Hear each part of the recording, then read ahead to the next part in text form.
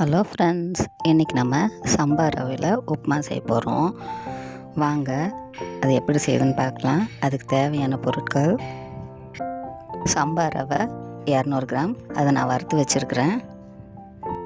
2 வெங்காயம், 5 காஞ்ச மிளகாய்,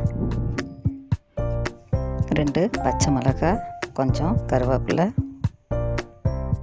1 ஸ்பூன் கடுகு, 1 ஸ்பூன் கடலைப்பருப்பு, உளுத்தம்பருப்பு, நல்லெண்ணெய் தேவையான அளவு,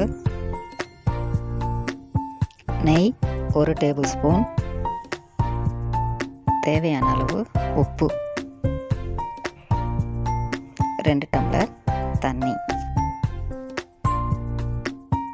இவ்வளோதாங்க சம்பா ரவை உப்புமா செய்கிறதுக்கு தேவையான பொருட்கள். வாங்க சம்பா ரவை உப்புமா எப்படி செய்கிறதுன்னு பார்க்கலாம்.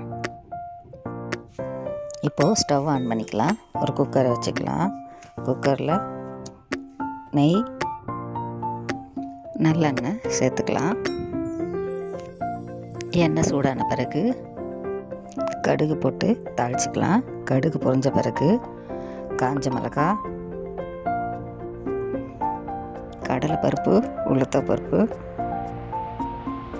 போட்டு தாளித்த பிறகு கட் பண்ண ஆனியன், பச்சை மிளகாய், கருவேப்பிலை, உப்பு சேர்த்து ஆனியன் கண்ணாடி பதத்துக்கு வர வரையும் வதக்கலாம். ஆனியன் வதங்கிருச்சு.